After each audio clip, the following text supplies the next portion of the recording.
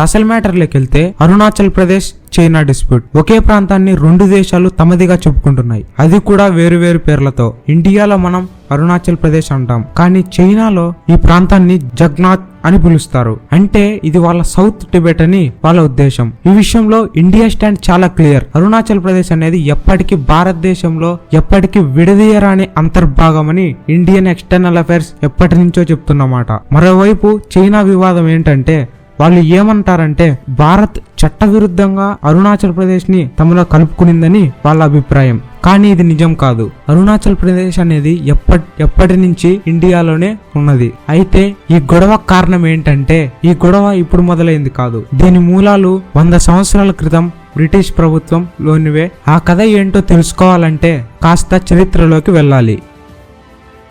1914లో షిమ్లా ఒప్పందంలో British India మరియు Tibet మధ్య ఒక గీతని గీశారు. ఆ గీత పేరే మెక్మోహన్ లైన్. కానీ చైనా దీనిని అంగీకరించదు. ఎందుకంటే ఆ ఒప్పందం మీద సంతకం చేసే అధికారం అప్పట్లో టిబెట్ కి లేదని వాళ్ళ వాదన.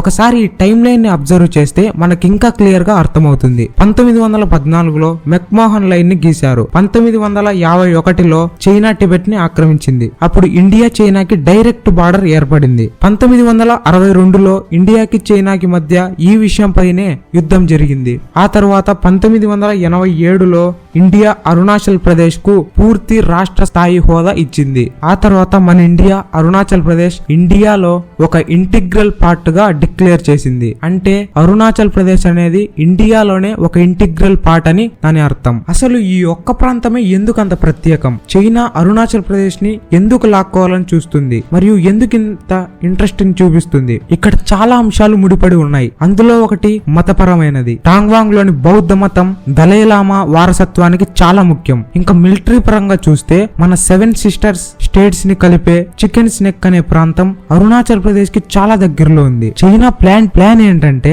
ఈ చికెన్ స్నెక్ అనే ప్రాంతాన్ని ఆక్రమిస్తే చాలు, ఇండియాకి 7 సిస్టర్ స్టేట్స్ కి సంబంధం ఉండదు. ఎందుకంటే మిలిటరీ, ట్రాన్స్పోర్టేషన్ అండ్ ఇతర పనులన్నీ ఈ చికెన్ స్నెక్ మార్గం గుండానే నడుస్తాయి. ఒకవేళ చైనా ఈ ప్రాంతాన్ని కనుక బ్లాక్ చేసినట్లయితే మన ఇండియాకి అండ్ అటు సైడ్ ఉన్న స్టేట్స్ కి కనెక్షన్ అనేది కట్ అయిపోతుంది. సో తద్వారా చైనా ఈ ప్రాంతాలన్నింటినీ ఈజీగా ఆక్రమించుకోవచ్చు. ఇదే చైనా యొక్క ప్లాన్. ఈ వివాదంలో తరచుగా వినిపించే పదం సలామీ స్లైసింగ్. ఇది చైనా అనుసరిస్తున్న వ్యూహం అని చాలా మంది అభిప్రాయపడుతున్నారు. అంటే ఏంటంటే ఒకేసారి పెద్ద పెద్ద భూభాగాల్ని ఆక్రమించకుండా సరిహద్దు ప్రాంతాల దగ్గరలో ఉన్న చిన్న చిన్న విలేజెస్ ని, ప్రాంతాలని అక్కడ రోడ్స్ నిర్మించి చిన్నగా వాళ్ళ ఆధీనంలోకి తెచ్చుకుంటారు. ఆ తరువాత మొత్తం ఇలా సర్కిల్ లాగా బార్డర్ లో ఆక్రమించేసి మొత్తం ఆ ఎంటైర్ స్టేట్ నంతా వాళ్ళు ఆక్రమించుకునే ప్రయత్నం చేయడం జరుగుతుంది. అదే ఈ మెథడ్ సలామీ స్లైసింగ్. ఈ రోజుల్లో గొడవ యుద్ధం రూపంలో కాకుండా వేరే రూపాల్లో నడుస్తుంది. అది ఎలాగంటే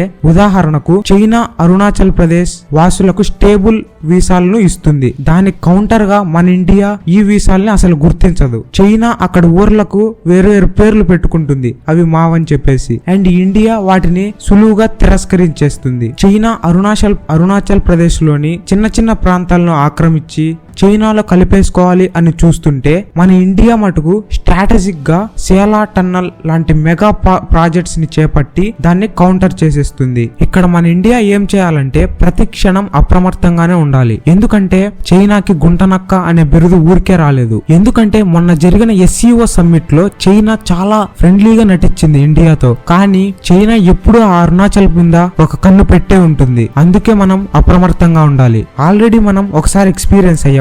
1962లో జరిగిన ఇండియా చైనా యుద్ధంలో అక్సై చిన్ ప్రాంతాన్ని ఆక్రమించింది. ఇదంతా జియో పాలిటిక్స్. ఇప్పుడు దీనివల్ల సామాన్య ప్రజలు ఎలా ఇబ్బంది పడతారో చూద్దాం. రీసెంట్ గా తెగ వైరల్ అయినటువంటి టాపిక్ అరుణాచల్ ప్రదేశ్ కు చెందిన ఒక అమ్మాయిని షాంఘై ఎయిర్పోర్ట్ లో 18 గంటల పాటు ఆపేశారు. జస్ట్ బికాస్ ఆఫ్ ఆమె బర్త్ ప్లేస్ అరుణాచల్ ప్రదేశ్ కావడం వల్ల. ప్రేమ టాంగోక్ అనే ఆమె అరుణాచల్ ప్రదేశ్ కి చెందిన మహిళ. తను గత 10 ఏళ్లగా యూకేలో ఉంది. నవంబర్ 21వ తారీఖున ఆమె ఒక పని మీద యూకే నుంచి ఒసాకాకు వెళ్లవలసి ఉంది. అయితే ఆమె చైనా నుంచి వెళ్దామని డిసైడ్ అయింది. ఆ తర్వాత ఎప్పుడైతే ఆమె చైనాలో ల్యాండ్ అయిందో అక్కడ ఉన్న ఇమిగ్రేషన్ ఆఫీసర్స్ వెంటనే ఆమె దగ్గరికి వచ్చి మీ పాస్పోర్ట్ ఇన్వాలిడ్, మీ డాక్యుమెంట్స్ ని వెంటనే బయటికి తీయండి, మేము వాటన్నిటిని క్లియర్ గా చెక్ చేయాలి అని ఇలా ఆమెను అనుమానిస్తూ మాట్లాడారు. ఎందుకంటే ఆమె అరుణాచల్ ప్రదేశ్ వ్యక్తి అయినందువల్ల అక్కడ ఉన్న ఇమిగ్రేషన్ ఆఫీసర్స్ అరుణాచల్ ప్రదేశ్ అనేది చైనీస్ టెరిటరీ, అది ఇండియాది కాదు